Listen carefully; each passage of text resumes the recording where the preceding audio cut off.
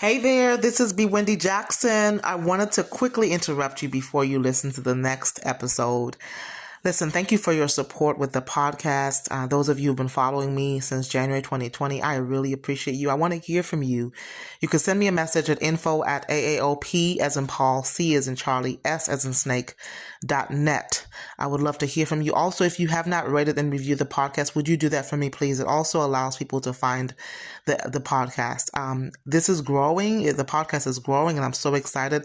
I've had to update my little commercial because my name has changed and my website has changed in terms of where you receive the books. So if you have not purchased your books, I got the opportunity and the gift to write two books. The first one is Empowerment for You, Encouragement for Your Emotional and Spiritual Wellness. Listen, I love this book. It is definitely a book that invites you to experience hope, help, and healing. And every page, every chapter is really filled with insight, information, and inspiration to be able to help empower you, to be able to help you walk in freedom. I include specific practical tips to help you take charge and take possession of your thoughts and really just control your behaviors or impact your behaviors and impact some changes in your life, cause some changes in your life. And then the second book is Empower to Empower You Reflection Workbook. Love this book as well because it's based on specific podcast episodes where you listen to some episodes and you are able to dive deep into some reflection. I give you some prompts so that you don't have to wonder or think about, well, how do I start to reflect? What do I even write? The prompts are already provided for you. Isn't that awesome? So there are also blank pages for you to journal or whatever you want to do, right? And so I just invite you. You can go on Amazon and just look for B. Wendy. So I don't want to cause any confusion. My maiden name is Bob. So people have known me as B. Wendy Bob for so long. And then July 2022, I was blessed to be married. And so now I'm B. Wendy Jackson. So Amazon, you could just search for the books B. Wendy Bob, and you will find those two books come up. If you have any questions, you could email me. You can also find the resources on my website, aaopcs.net. That's AAO, P as in Paul, C as in Charlie, S as in Snake.net. Listen, I look forward to hearing from you. May the the books continue to add value to your lives. I'm really thankful for this opportunity to just encourage people all around the world. All right. Enjoy the next episode and have an amazing day on purpose.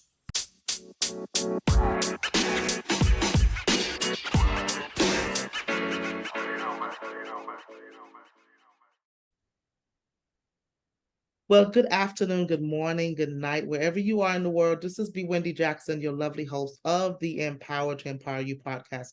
I hope that wherever you are today, that you are feeling well. Thank you so much for tuning in today. As you could have tuned into any other podcast. If you have been following the Empower to Empower You podcast since January 2020, thank you, thank you, thank you. If you have shared a recording, if you have downloaded, subscribed, as well as given a rating, I really appreciate you. And if you haven't, you've heard my commercial, please take a moment to just give a rating, post a review, tell me how the podcast is impacting your life or what episode is adding value to your life. I really love to just use this platform to not just talk about Jesus, faith, talk about mental health, but also to talk about anything that can help you become the better version of yourself. So every episode is filled with inspiration, information, and insight. And so I also love to have amazing guests here to just, share their messages of encouragement, their hope, and really add value to your life. And I just love to share the space with other people that are doing similar things. So today I have Ms. Becca Boston. She is a two-time best-selling author, renowned speaker, mindset coach, social media impactor, and training coordinator for caregivers supporting individuals with disabilities. Listen, I cannot wait till you hear Becca's perspective. Despite having a learning disability herself, she serves as an inspiring role model, proving that disability should not hinder one's pursuit of their dreams. Listen, I cannot wait, y'all. This is going to be so exciting as we talk about the story behind the smile. Welcome to the podcast, Empower to Empower You, Becca Boston. Thank you. Thank you. It's truly an honor to be here with you. So thank you for having me on. It's truly an honor. Absolutely. Yes, ma'am. I found you on, I think, Christian Podcasters group. Yeah. Listen, I just stumbled upon that group. You know how you just kind of like Facebook does this thing where they just kind of put certain groups in your eyes, in your face. Yeah. Like you might be interested in this group. Like I need another group. I don't need another group because I can't even keep up with the groups I have. So I feel that 110%, but social media has its ways sometimes of like, I'm you need to telling be a part you. of this one or that one. So I totally get it. Yes, yes. So I'm so glad I did and got connected with you all the way in Oregon. And so I want to kind of start off. We're talking about the story behind the smile. You are known by many. Your transformative messages, stay strong, straight, stay you.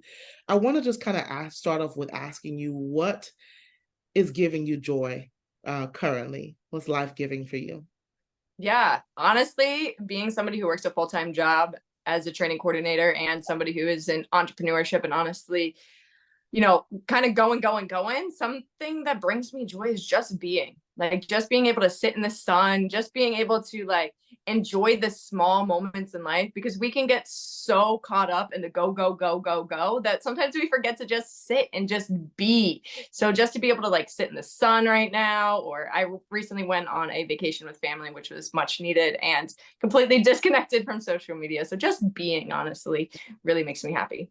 I'm smiling so hard my cheeks hurt because my previous guest on the podcast, which is an amazing episode. If you have not listened to it, I'm talking to the audience as well. Brenda Cox Harkins. I had her here, and the episode was "Loud is not a language," and I asked her the similar question. And do you know what she told me? What's Just that? just being still. I was like, so when you come and you talking about just being, I'm like, what is going on? Is this a message? Yes, Lord. Yes, I hear you. Like this is a message for me too. It's God works in amazing ways like I'm that sometimes. telling you, yes.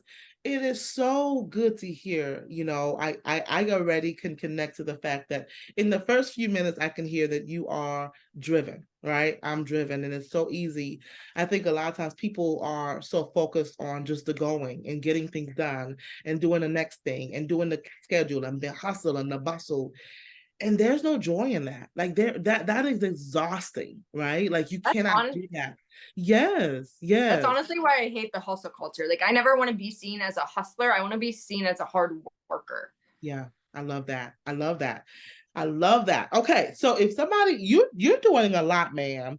You are mindset coaching, care coordinator, social media impactor. I mean, I just read it for the people. So if somebody saw you on the elevator and ask you to give them your elevator pitch, what would you say? Like, who are you, Becca Boston? What do you do? I would first say that I'm a lot of different things to many different people, right? Like I am a daughter, I am a sister, I am an aunt, I'm a lot of things to different people. And it depends on who, you ask. I am definitely somebody who wants to aspire people to see that despite having a disability, you can go out and create your dreams. Despite working a 9 to 5, you can use your time so that you can create the lifestyle in which you want to live. And I'm also somebody who helps people recognize that their strength is giving their pain a voice and receiving the help that they need while staying true and authentic to who they are. And that right there has allowed people to really open up to me in a wide variety of ways because I don't limit that pain. That pain is internal. That pain may be something that they may be fighting through behind the scenes that nobody sees. And really just helping them to take the small steps to get them maybe out of the season of burnout or change their mindset or just take that small step forward within their recovery, whatever that looks like for them. Yeah, that's good stuff. That's good stuff. You share openly about a learning disability, and a lot of people listening can relate to this message. I'm really glad. I love the fact that you don't let it limit you just because it is considered a quote unquote, they can't see my air quotes, but a limitation. You have decided to not let that limit you. And so I'm just curious, how has that journey been for you? And how has just the learning disability impacted your journey as well? Yeah, absolutely. So I was actually diagnosed at a very young age, in between second and third grade, during a time in which dyslexia was not really being talked about. And the one thing that my parents did that I'm very thankful for is they actually had the hard conversation with me at a very young age. So they let me know that I do have a learning disability, that I do have dyslexia, as well as an auditory processing disorder. And in that conversation at a young age, they let me know that, yes, this is a part of me, yet this is not who I am. This diagnosis does not define me. There's so much more to me. And my parents, particularly my mom, has been my biggest advocate for me. Obviously, it has affected me daily. It still does, because even despite some people thinking that I can grow out of it, air quotes, I can. This is something that is a part of me, and it is going to the grave with me. It's not just a temporary thing. I always say that dyslexia is a lifestyle thing, because you can't get rid of it. You can only learn to overcome some of your weaknesses and just embrace it. Mm-hmm. So I've learned to see it as my superpower. And even from a young age, I started calling it my learning difference and not a learning disability, because I despise the word disability, because if you break it down, it means not able. That's so good. Such a strengths-based perspective. Can I just say kudos to your parents? Kudos to your parents. I'm so glad that they did that with you and they sat you down and just really just spoke life into you and just said, "Hey, this is not who you are, and we're going to navigate this, and you will accomplish everything that you set out to accomplish." That's what's up. Like, kudos to your parents for sure. So I was going to ask you, I love that you did not allow the disability, the difference to hinder you, but to motivate you to push past that and to push through it and to just go, right. And I was going to ask you, who helped you or what motivated you to do that? I know you mentioned your parents, but are there other people that also did that for you? Yeah, I think obviously, yes, my parents. My mom was my biggest advocate, as I mentioned. She really took the time to educate herself. She not only was educating herself through the International Dyslexia Association, but she went on to work for the Pennsylvania branch of International Dyslexia Association. So she led dyslexia simulations to show people what it's like to be in the shoes of a dyslexic, shared my story and how I would struggle, but also shared her journey of being a mother of a child who has a learning disability. So my mom, I could go on and on and on and on about for I love your days. mom. I love Yeah, your mama. I know. And my dad has been a huge support as well. Yeah. I would say, especially as I've grown and I've been getting more into being a speaker and kind of going down the entrepreneurship path, I would definitely say finding incredible mentors who are able to provide me with that patience. Because as somebody who has a learning disability, or anybody out there who may have a learning disability, patience is one of the biggest things that you can give an individual, and seeing the ability within them. So Yeah. I'm definitely grateful for the mentors that I had. So shout out to like Marcus Black, Trent Shelton, and Jay Pruno. Those are like the three guys that have really been inspirational and impactful as I have stepped out on this journey of being an entrepreneur. That is awesome. I know that they're gonna love when you share this link with them to listen to you honor them as well as your mom and your dad. That is wonderful. It's we need mentors. We need people in our lives to be able to speak life over us, for a lot of people that, their faith, for me, I know that my faith in Christ is my source, but I also need mentors. I also need people in my life for sure. So I love the title, Story Behind My Smile, the story behind my smile. And I love that. I resonated with that because one of my mottos, I have many, one of my mottos is everyone has a story, right? Everyone has a story. So what is the story that you love to share, that you find yourself sharing most of the time, in terms of what's behind the smile, that you feel comfortable to share today? Yeah, absolutely. So as I was just talking about, I was diagnosed at a young age with a learning disability, and I've seen that as, my superpower. Power. I've seen it, as ways in which I've learned incredible life lessons. Yet, as I talk about how there's so much more to you than just being diagnosed, I struggled with advocating for my mental health, as I was involved in a domestic violence relationship that I actually hid behind a smile, as well as an addiction to self-harm. So within my book, The Story Behind the Smile, Lessons Within Life, I really dive into, the trauma that I experienced of being physically, sexually, emotionally abused, and why I hid that, right? I hid that because I was told that if you speak up, things are going to get worse. I also didn't speak up because of the fear that, things would get worse. And, I've now taken my biggest regret of not speaking up and not giving my pain a voice into my mission now, because I truly believe you can allow your biggest regret to consume you, or you can allow your biggest regret to help you take action within your life. So I think for me, the biggest part that people don't see is that, yes, people see me happy today. They see the light shining within my smile. Yet a lot of people don't know that backstory of me hiding so much pain, because we often, can mask so much pain behind a smile. I thank you for sharing that with me. Becca, there are so many people who mask their pain. I have a episode where I talk about the mask. I mean, literally, people have been wearing a mask before a mask, right? With Yeah. the pandemic. And there are people who mask their pain and hide their pain.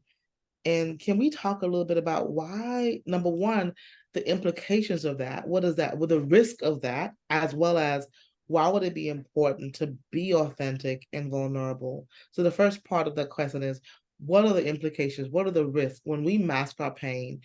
What are the risk factors associated with that? How does that affect us physically? How does it affect us mentally, relationally? Like, let's talk about, if you could break that, if we could just kind of have a conversation of that for a second.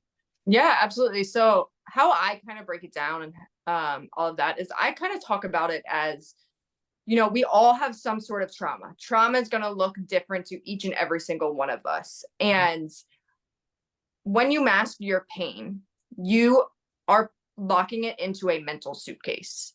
And if think about when you're on vacation, your bag is heavy, and at times you put it down, you pick it up, and you get tired of carrying this thing around. That's the same when you are carrying around trauma, and it gets tiring. It gets to be heavy. And if you don't take care of that, you are going to continue to be weighed down. You are going to continue to allow it to control you. And one thing that, a lot of people need to do is take the time to unpack the trauma. So that means taking one thing at a time. You don't need to rush the process, because it's not an overnight result. It is an overtime process. But by you continuing to mask and say that you're fine, when in reality, you're crying behind the scenes. I often say that FINE stands for effed up, insecure, neurotic, and emotional, because you're going through it, you're masking this pain. But when you can begin to unpack this trauma, and you can no longer use the word fine. I often talk about that's one of the words you need to take out of your vocabulary. You begin to recognize that your strength is giving your pain a voice, and that throughout time you become lighter, and you are able to face it head on, and you're able to also prove to yourself that you will no longer allow your trauma to control your life. That's good. And there's so many physical implications too. Like when people suppress their pain and mask their pain, I mean, some of the risk factors or the implications could include digestive issues, just chronic illnesses, cancers. I'm not a doctor, but I know for sure, scientifically proven, that all over 50 medical complaints are tied to stress. Over 50. And so when people hold that stuff inside of them and don't talk about it, it affects them as well medically. And they're not able to be their best for their husbands or wives. They're not able to be their best for their children. They're not able to be their best in any relationship, right? And in their work, right? They're just kind of faking it, like you said, just kind of smiling through the pain, but really they're not present in their world. They're not present in their world at all. And there are so many people that are in that space where they're just kind of showing up, they're smiling, but they're not present. Yeah. Yeah. So let's talk about why would it be important? And I think it would be the opposite of everything we just said, but why would it be important, if you have anything extra to add, to be authentic and to be vulnerable? And obviously it requires safety to do that, right? You would not just be vulnerable to anybody that you see or the first person you see. But just talk a little bit about that for a second. Yeah, I think it's important to recognize that each of us were given a unique fingerprint that is customized to us. And within your fingerprint, you have a unique story, and your story can become somebody else's survival guide to somebody else. So I think it's important that we stay true to who we are. Say that again, Becca. That was good. Go back, rewind, say that again. Absolutely. So you have a unique fingerprint that is customized to you. And within that fingerprint is your story. And your story can be somebody else's survival guide, because nobody was given us a survival guide on how to live life. So Wow. when you can be authentic and true to your story, people are going to be able to relate to you. And it's important to share the pain. It's important to share the setbacks. It's important to share all of the adversity, because our number one common denominator in life is pain, is setback, is struggle, is challenges. So Yeah. when you think that you're alone, you're never alone. I mean, I was actually looking on social media the other day, and the hashtag "you are not alone" has like 1.3 billion, Wow. uses, because people want to connect and help other people recognize that you're not alone.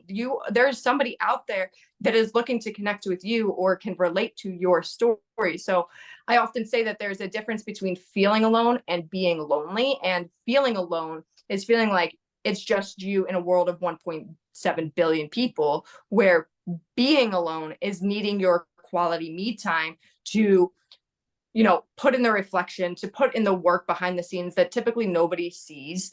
And also to, like you said, build that connection with people, because, I think it becomes this thing where we begin to see people that we can relate. We see, somebody's joy or somebody's happiness. And that often can lead to jealousy. But at the same time, when you see that in somebody, it shows you what's possible. So if you're seeing somebody who is ahead of the game, they're showing you that you can take that same steps. So I think it's honestly important for us to share the setbacks, share the joys and the challenges, or share the victories, so that we can show people what's possible. That's so true, Becca. That's so true. Well, let's pivot to your how you lead and your resources that you offer. I saw that you have a self-care kit, that you have books, you have, so if you could just take a moment to talk about what are those resources that you share, and who are the intended audiences for your resources?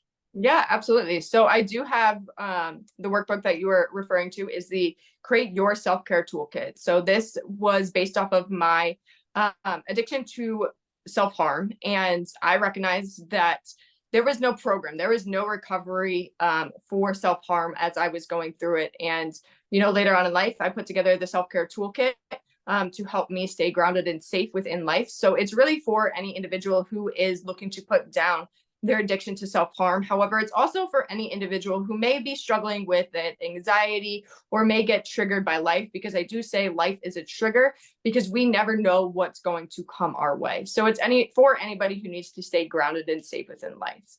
I do also have my book, The Story Behind the Smile: Lessons Within My Life. And that is it's my story of being diagnosed at a young age to where I am at today as a speaker and entrepreneur and training coordinator. And within that, I share parts of my story. I share the lessons I've learned, as well as reflection questions with the reader, so that you can take action within your life.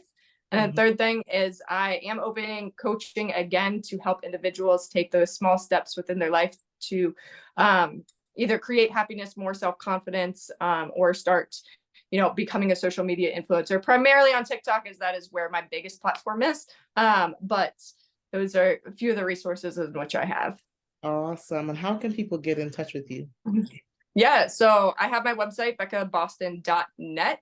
And also I'm active on Instagram, which is at BeccaBoston26. And then I am also on TikTok. That's primarily my biggest following, and where you can easily hold me, and that is Becca Boston 6 over on TikTok.